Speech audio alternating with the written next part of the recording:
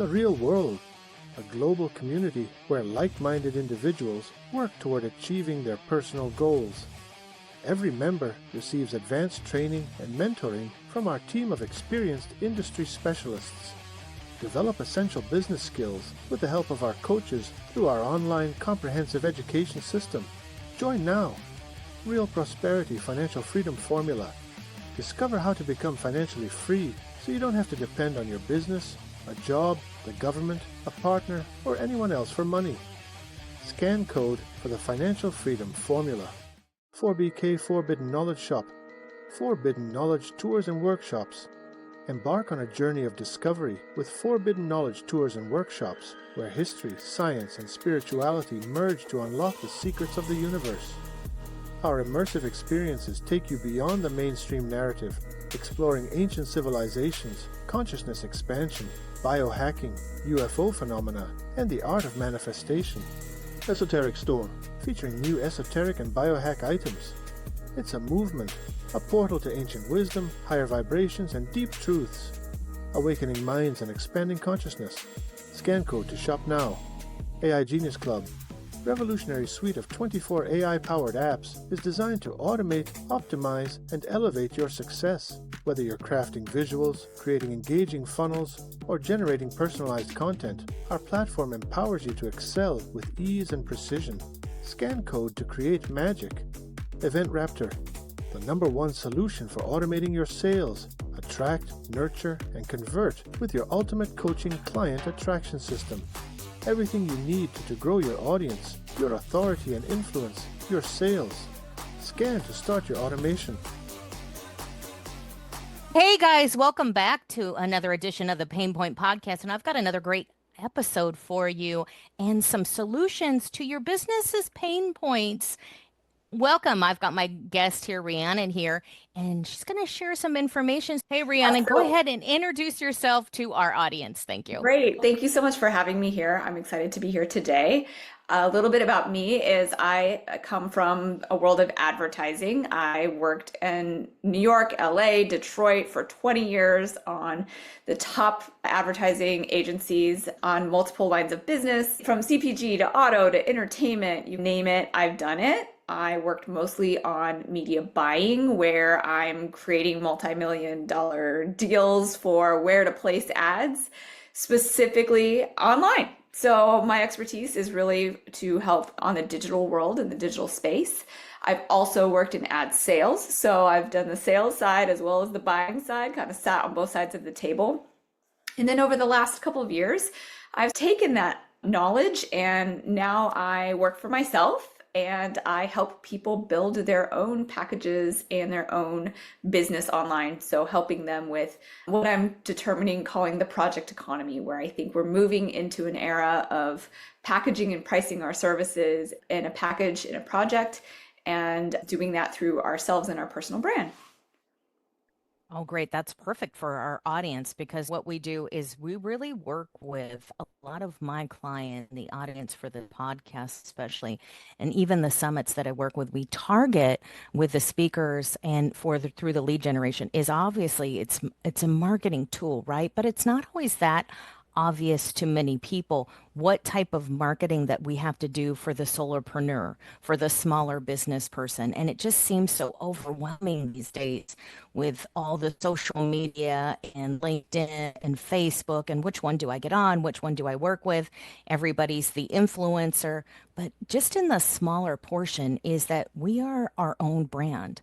And I'm finding more and more that it just simplifying it that way and talking to my clients and saying, hey, you are your personal brand and you use your name in the marketing. I love how you have that play on words with the revive marketing and say, hey, you are the face of your brand and you've done so much work. When you're coming down to the smaller business, what do you feel that is the best way when we're getting out there? We're working with an audience avatar and a clientele more of, maybe about 5, closer to 10 years in business. And it's really time to simplify the strategies that we're doing and going out online. What are the things that we should really be rechecking for and looking at besides all those crazy data? There's a lot of numbers in there, right?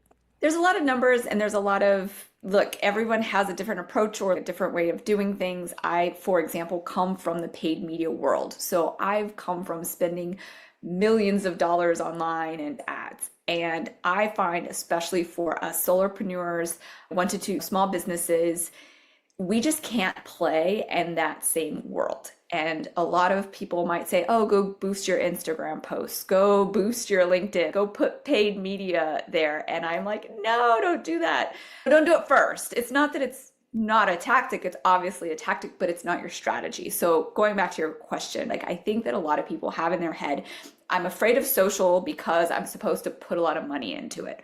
Or I'm afraid of social because I'm supposed to put my face on there and I don't know what to say. So I think it starts with, to your exact point, your brand, your personal brand. So it's 3 areas. It's what is your brand? What do you stand for? What's your voice? How are you positioning yourself? What do you want to be known for? It's such a hard question. And even for me as like a marketer, it's very hard to read the label on the outside of the jar when you're in it. And it doesn't matter, even as a marketer, it's hard for me. That being said, creating that label, creating what you stand for, creating what you want to be known for, that brand voice, your personal brand is that first step.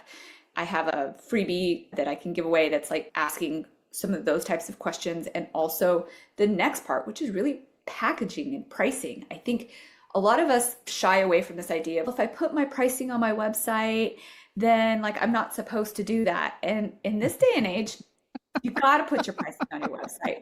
Be upfront about it, right? Be clear, because the people who can't afford it. And then you're weeding that out and saying, you know what, I'm not for you. Or maybe you do have a low priced offer, a low ticket offer that people are like, yes, absolutely. I want that low ticket offer. That's right for me. You've got to have your pricing on your website and packaging it in a way that's easy to understand. So I really try to help clients with that packaging piece. And then once you have a brand and you have your packaging, then let's talk about how we push yourself on social media. Maybe your audience is on LinkedIn, but maybe they're not. Maybe they're really on Facebook. It really comes back to who your brand is and who you're talking to. Get to that place, don't start there, and certainly don't start at ads. And I'm glad you say that. And I laugh about it because it's like and that's where the Pain Point podcast came from. It's that elephant in the room that nobody wants to talk about.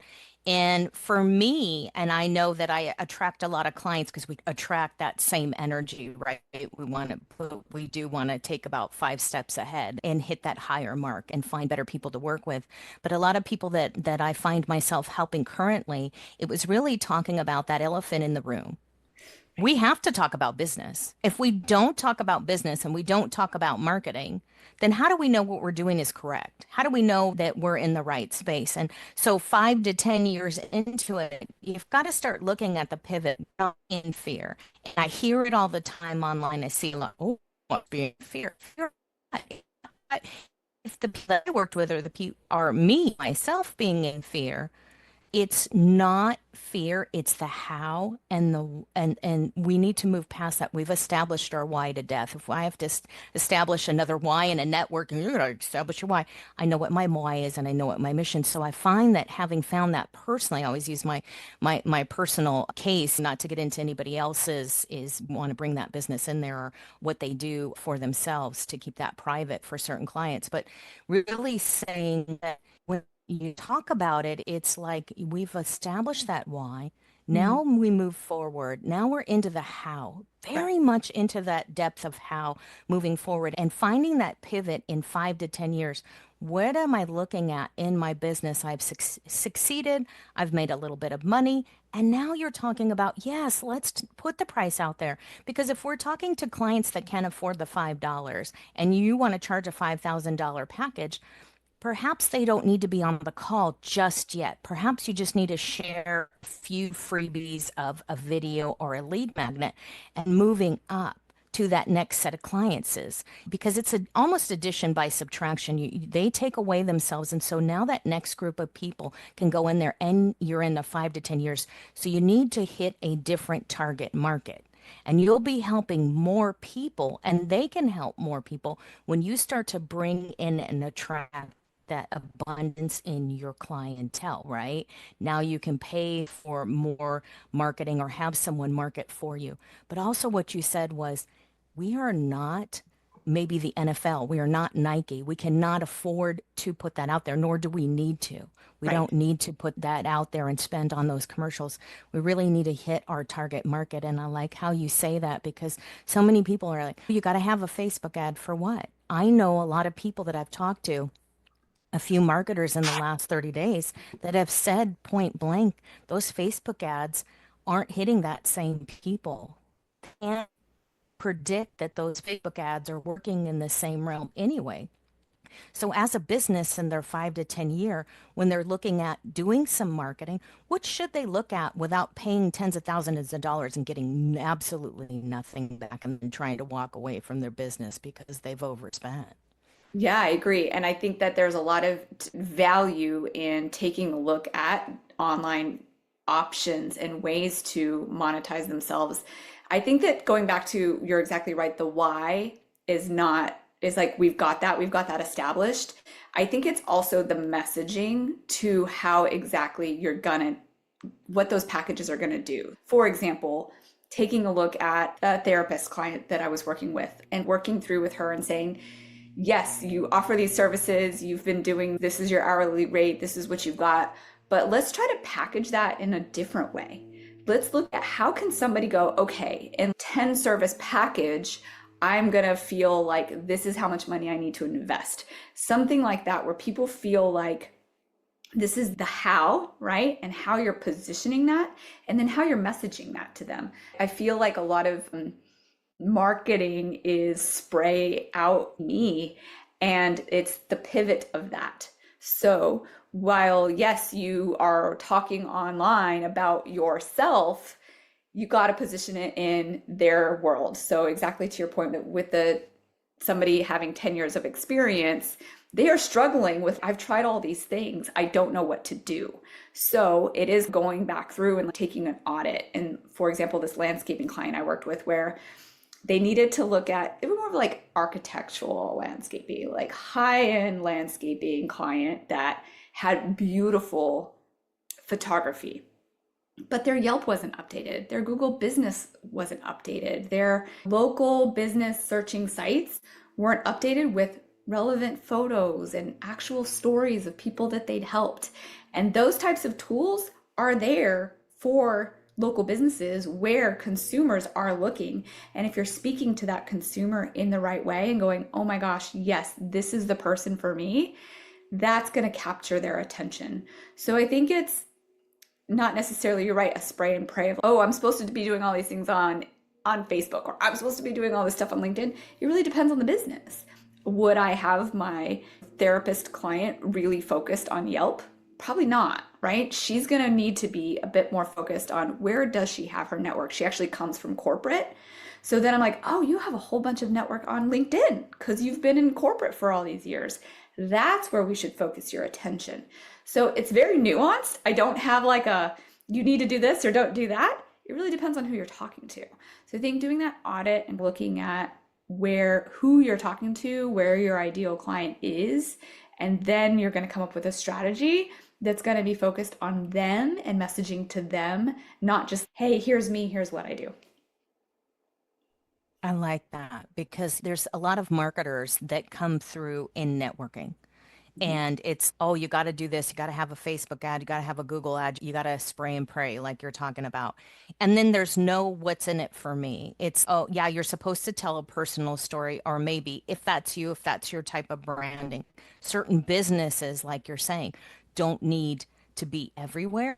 And I think you're the expert here, so correct me if I'm wrong. I think that there has to be marketing for the person, and I believe that's what you're saying, is how much of us do we have to put out there, and how much.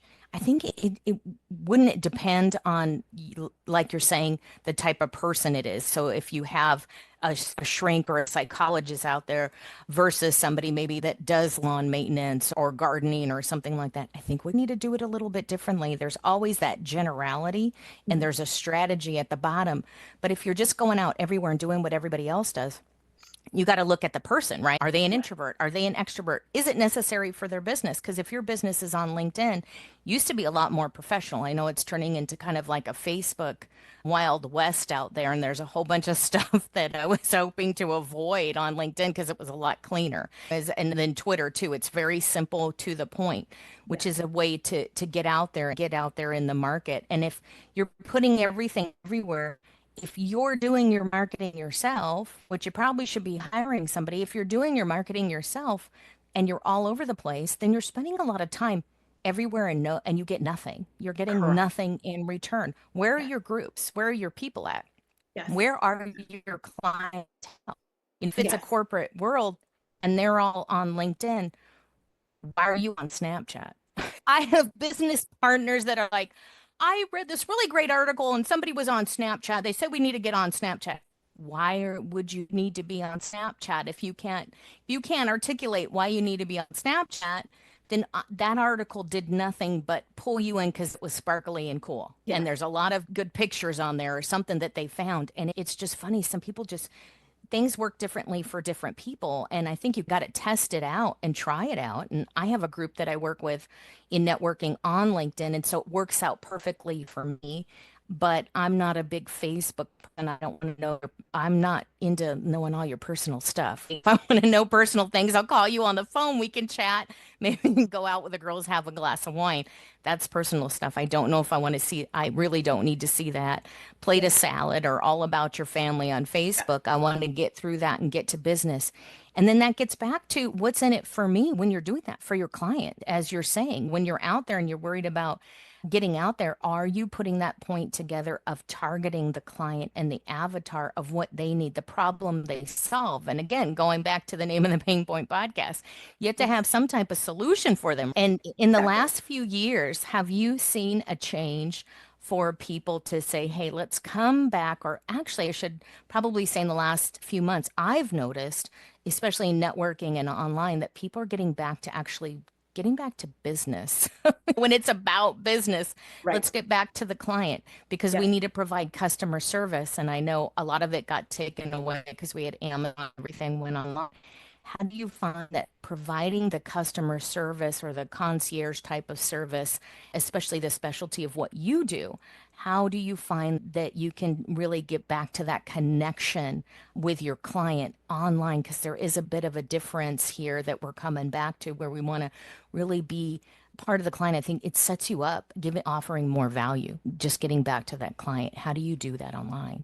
Yeah, so I think that there was a couple of different things that I wanted to touch on there that we talked about, but I think that going back to the social media and picking your social media, Mel Robbins, who I just love, said, I think it was a couple years ago, your social media isn't for you, it's for your business. Like how you're presenting yourself as your business is important. And I think to our earlier statement, being a personal brand for your business is important. So how you show up online, what you're talking about online should be about you, but could be about client stories. It's about how you help people, right? So it's a flip. You are the face of it, but it's not like me. It's to what you're exactly saying, the pain point of the audience. So tying that all together. Yes, you should be on social media. Probably not all of them.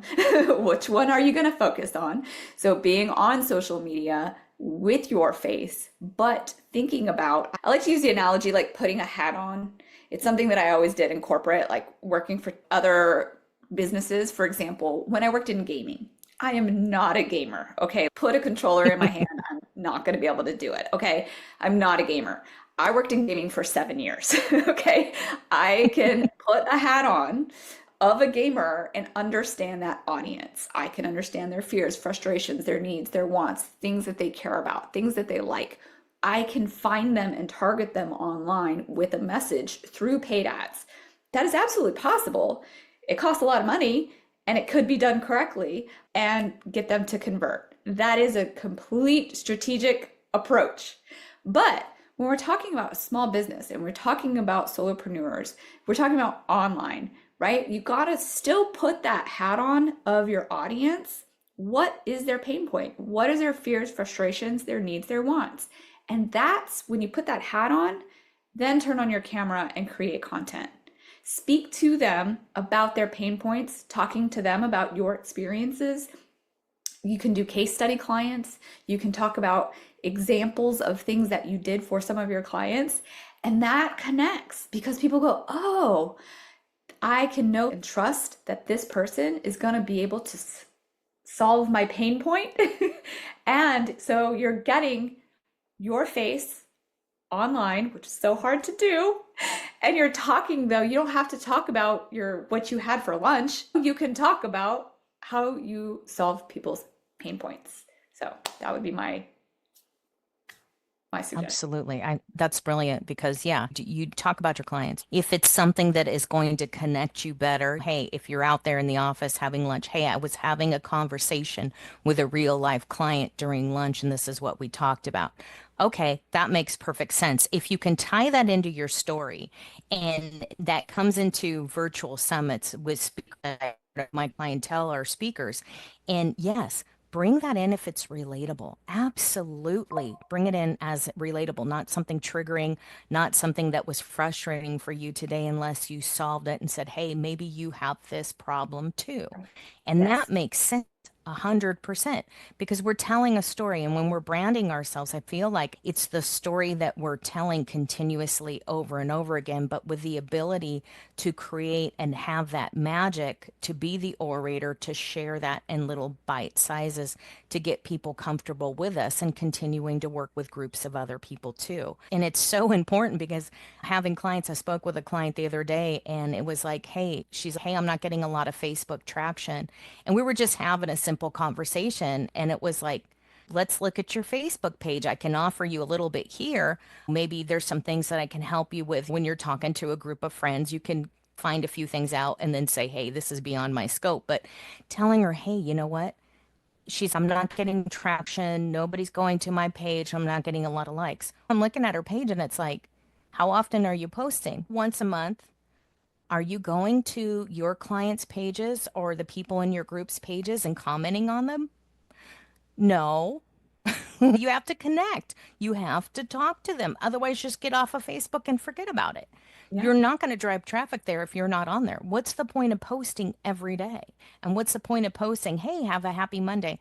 Unless that's part of what you do. If you're a coach or you're a healer or you're maybe into essential oils, hey, here it's Essential Oil Monday or whatever the case may be, you're offering a tip, which is great. But you've got to interact with people to say why you're putting this up there or why you have a video. Don't just put it out there and expect that people are just going to find you because there's so much data out there.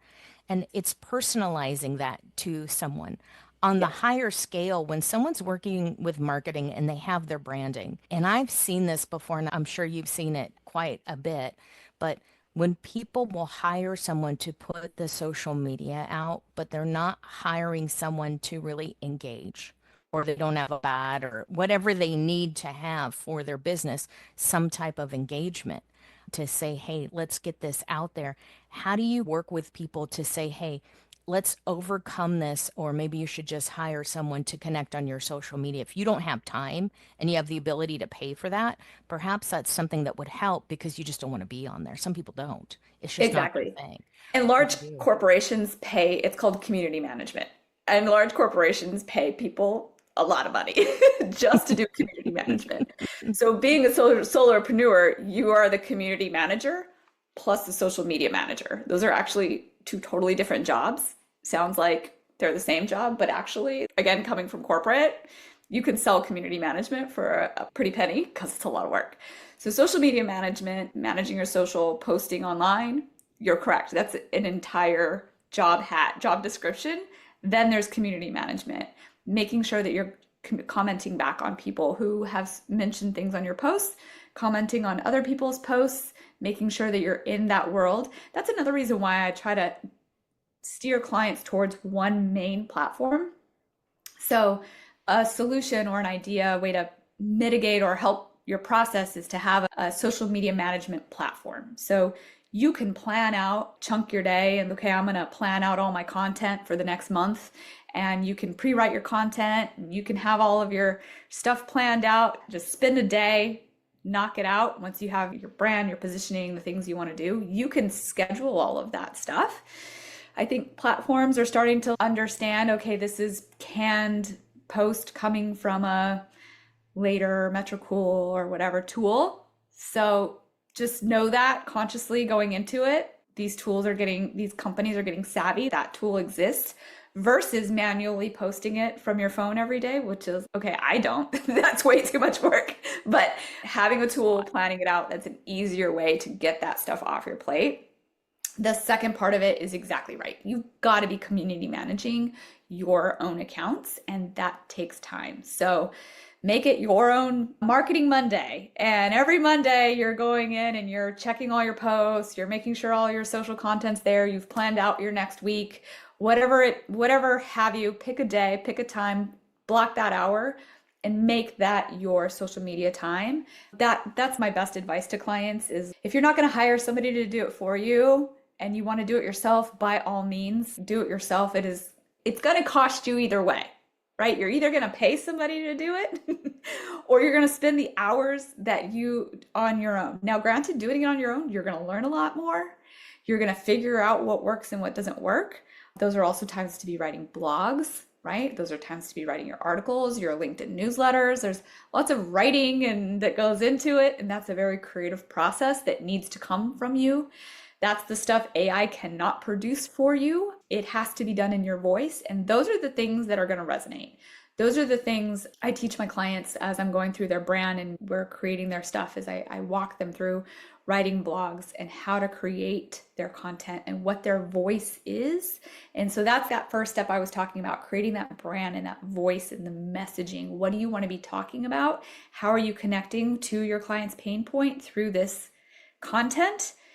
Then you've got to be doing it ongoing. And it's a lot of work. So yeah, either you're paying yourself by doing it yourself or you're paying somebody else to do it for you. But that is the online world. Like that type of content needs to be a consistent machine that you've got to keep feeding. I like that you bring this expertise here from the corporate world because people need to know that corporations do pay people to get in there and kind of network or comment in there for them and say, hey, let's build the community. And they're sometimes it's chatbots, sometimes it's people. There's a whole slew of stuff and things that go on behind the scenes, especially with the advantageousness of AI and incorporating that in there. We need to know that as a small business, I think it's important to understand that it's like, hey, this is not going to be created for you. Some of these people are bought. It's like YouTube views. Those are bought. Those are the views, the likes, the subscribes. Some are organic. Somebody's not going from 50 people in 3 years to 10,000 people in 30 days. It's not happening. You're not getting that at all. It's a pay to play somewhere. Unless you're that person that's going on Joe Rogan's podcast or Theo Vaughn or you're on Candace Owens, whoever you're on, if you're paying to play, there's a pay to play everywhere. Whether you're speaking on stages or you're paying for social media or you're paying for likes and subscribes or you're paying for a chatbot, there's some money that's going in there. And if you think you're going to get this all for free, it's not happening. You have to put it out there. But again, if you do go in there and you play with it a little bit enough to say, hey, I can delegate this job to somebody. I can have a VA. I can hire somebody to do social media marketing. I don't want to deal with it. It's okay. Maybe you get in there once a week. But like you said, schedule some time. Maybe it's Social Media Marketing Monday, like you mentioned. Schedule some time to do this. There are groups out there that will help boost the post, and they actually get out there personally and do it daily or at certain times with certain posts. And you can put a list out there and say, hey, you can move that algorithm and move that feed. And at least that there's a group supporting you. And so you feel that group is there. Those are the networking groups, and those are the people that in on a one-to-one space, if you were out there, if you're not online and you're doing this live, this is what you would be doing anyway. You have to go. I used to do networking in Las Vegas, and there's always like a cocktail hour, and that's kind of how you got to network. You've got to get out there. Now it's all Zoom for the most part of it. We've even moved networking into the virtual reality spaces, and we've had successful networking there. But this is all online, and how does it compute from one spot to another? As long as you have the know-how, not just the theory of there's this over here getting 1 million likes and subscribes. Hey, I'm not in my jogging suit. I'm not in my aerobics gear or whatever it is now, my Spanx or whatever on Instagram. I'm not 20. Thank God I don't have to deal with all that, but I can't take those cute pictures. So we have to find out there's a different way to market for your brand and service. You're not going to do that anyway. If you're selling lawn care or you're selling hair products, you might not be doing that. So what's going to work for you is not working for that TikTok superstar, right? Or that big Nike business. But we have to be real about where we're at, and it's really seeing the pivot in the business of what should we be looking for now as a solopreneur to say, hey, maybe I need to hire and go to Revive and say, hey, I need to brand myself, or I have some branding, but I need to boost myself here. When someone comes to you at that point and they're saying, hey, I really need to repivot in my business, not necessarily change the brand, but maybe have a bit of a reboot. What happens at that point?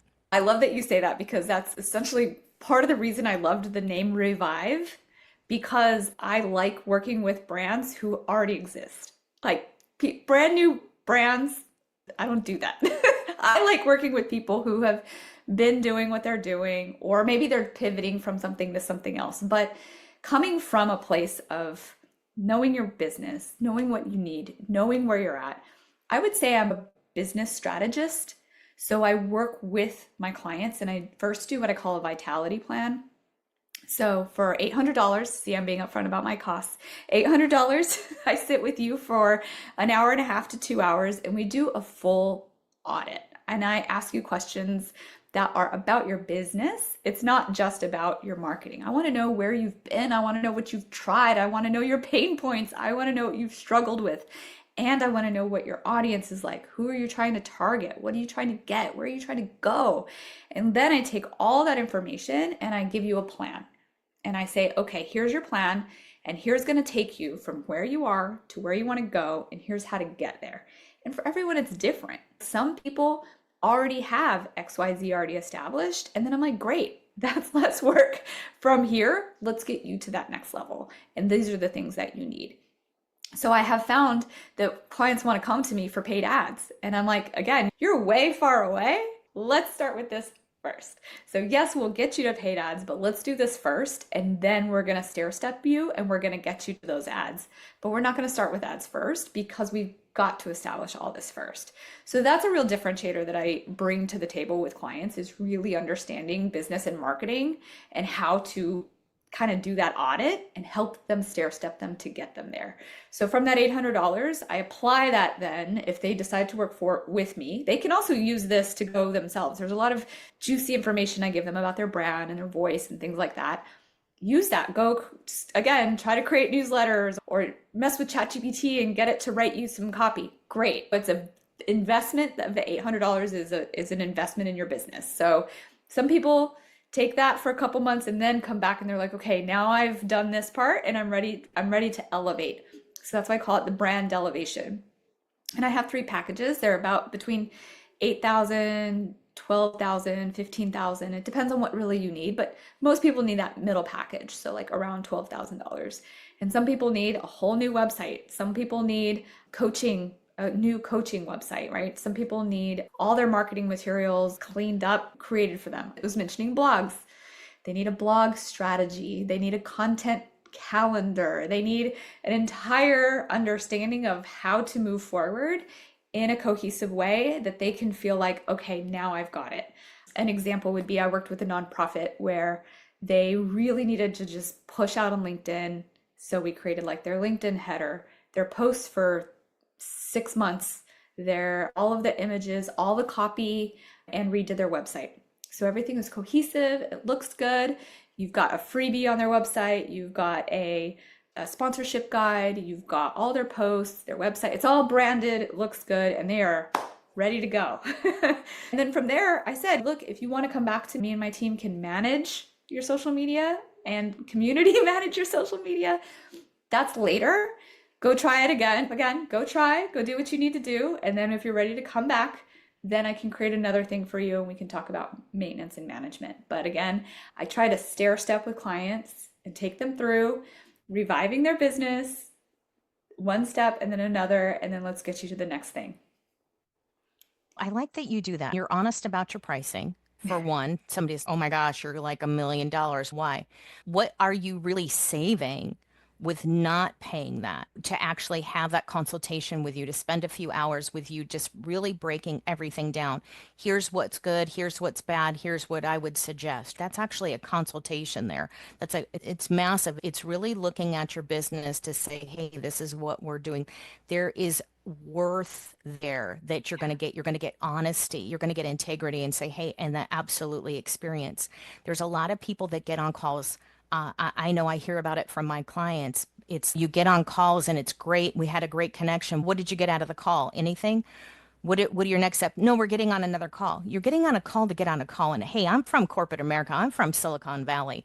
We have had meetings to have meetings to get ready for another meeting. And it's don't do this. You're online. There's no need to do that. You're supposed to cut through that crap, right? You're supposed to cut through that and go forward and be successful. Let's get all that out of there.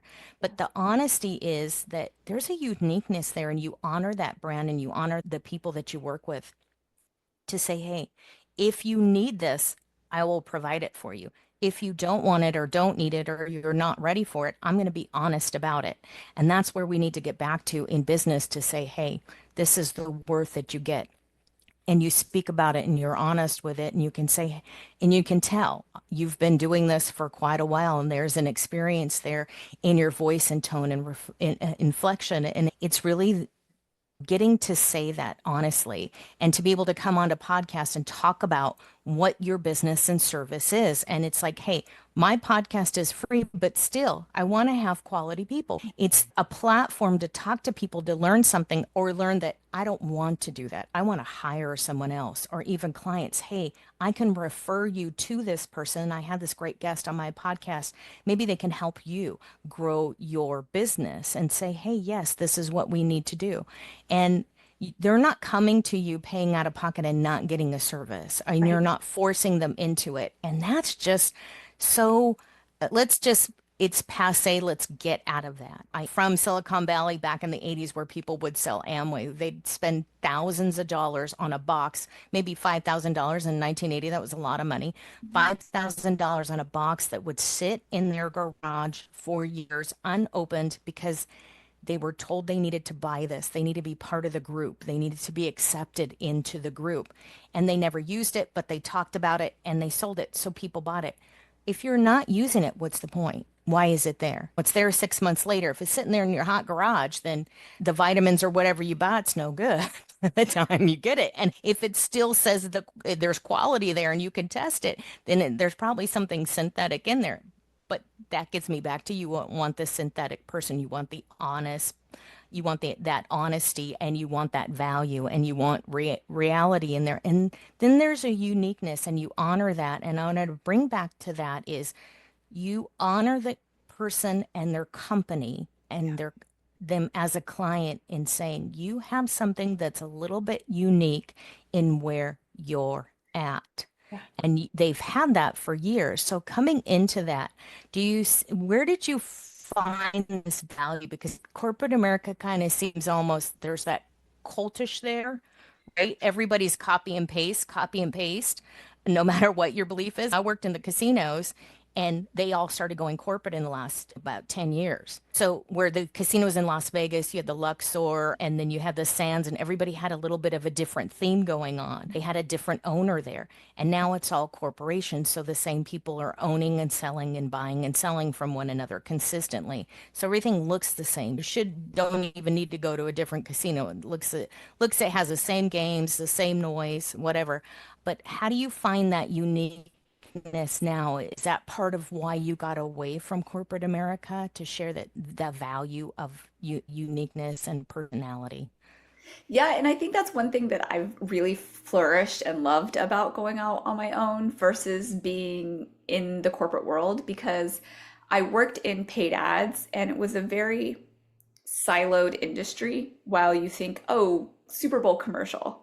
And it's like, yeah, I worked on a Super Bowl commercial, but I was in this department that was over here doing this thing. This is not working on the Super Bowl commercial. It is. I was still part of the whole campaign. But it's like the silos of the corporate world were very limiting to me. I decided to go off, create my own side hustles very early on, and I invested in real estate. I had several Airbnbs, property rentals, while having a corporate job.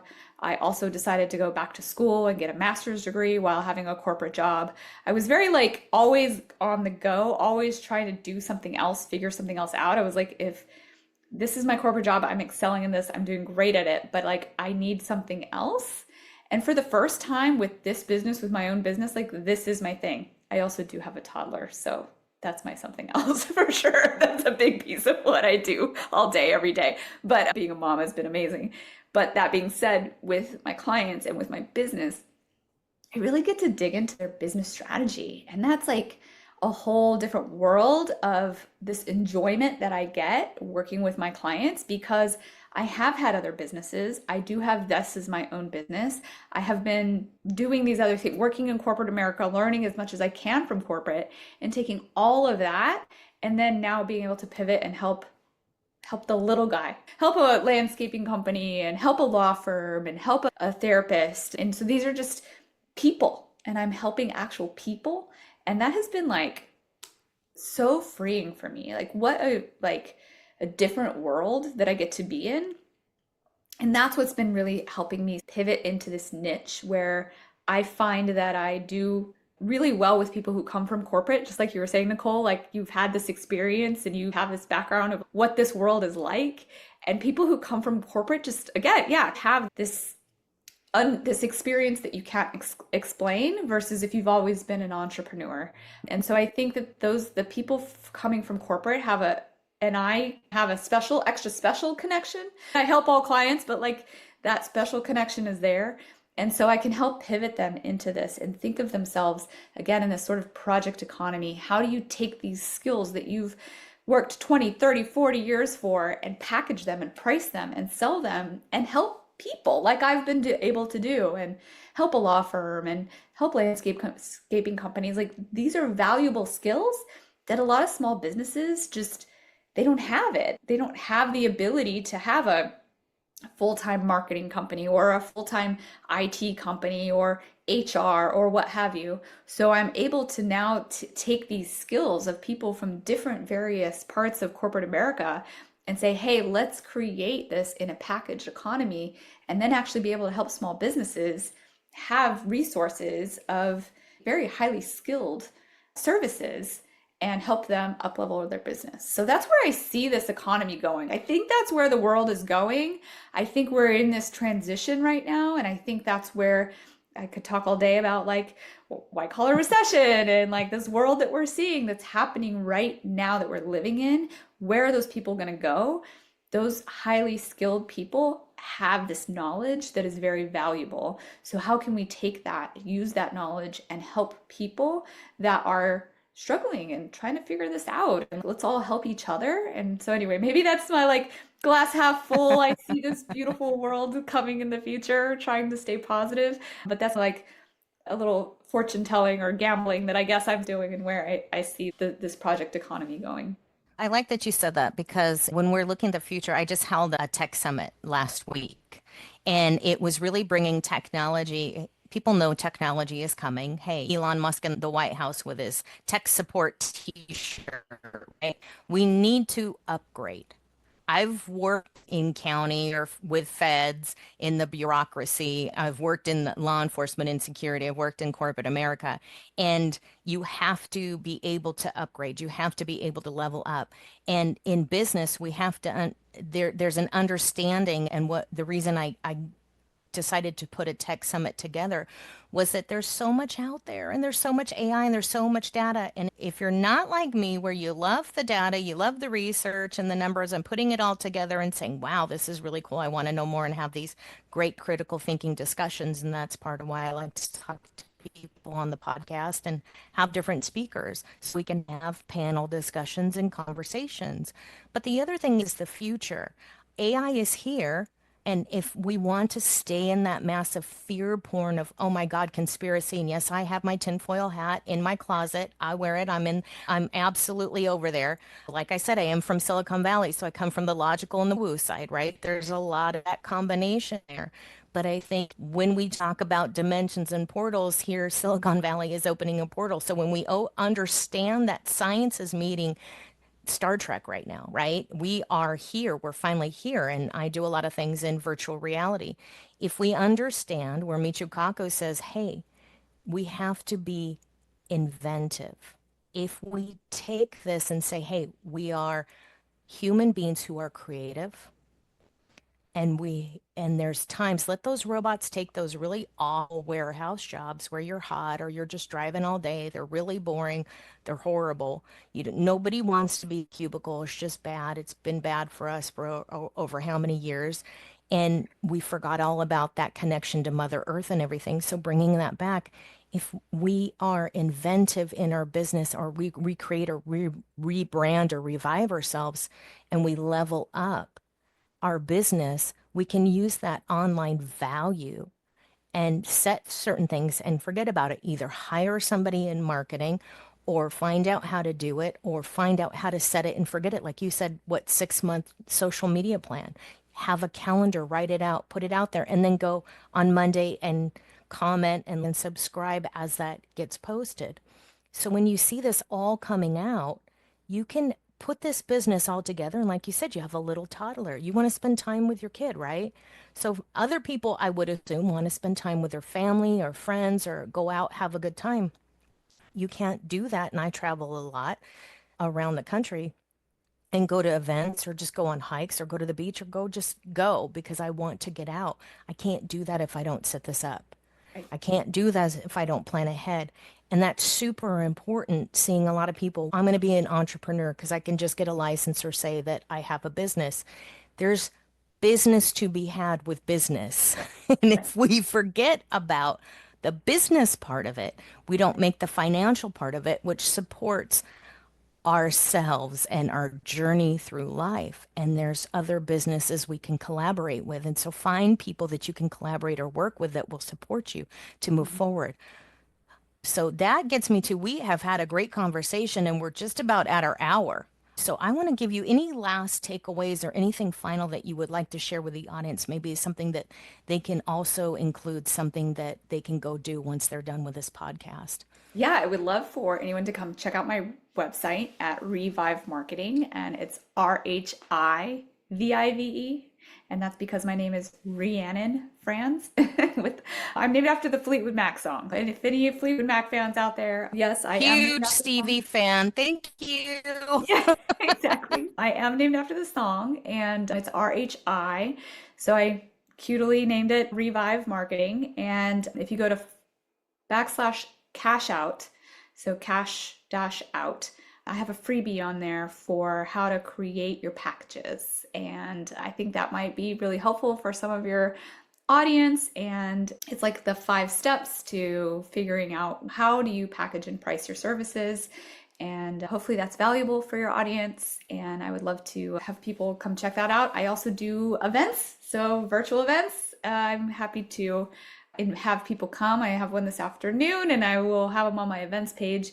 But essentially, I do workshops where I take people through this. So I take you through the project economy. I talk about branding. I try to help people, give them resources to be able to do some of this on their own. I find it's great practice for me to walk through this information and chat through it. So for me, it's a giving of my time and it's valuable information. And should people want to sign on with me or do a vitality plan with me, they can book a fit call and see if I'm a good fit for them. And again, that's all on my website, revivemarketing.com. Awesome. Thank you so much for being here. And hey, if you guys go to her website and check out that information on her events page, I was looking at that too. And it's a great way to get some information, or hey, find out what you don't know that you need to hire somebody to do, or maybe you do have all that information and you're just not applying it. So there's a few lessons to be had here, but definitely go check that out. And I'll share that information in the content below on YouTube and on LinkedIn. We'll have all that information also on Spotify as well, so we can connect and do this after the podcast. Go check it out and get to it right away, because when you take that action immediately, you don't forget about it later. It doesn't get lost in the sauce. You don't get busy getting busy and getting to it someday. Do it now, take the action, and then sign up. And then, hey, tomorrow you'll get an email or you'll be connected. You'll have her information on the calendar and you can go get this done and absolutely get seen and get heard. That's right. In your business. Oh, thank you so much. Have a great day, guys.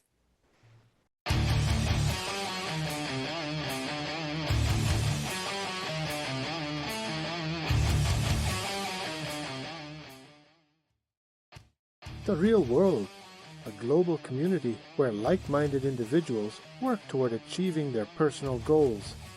Every member receives advanced training and mentoring from our team of experienced industry specialists.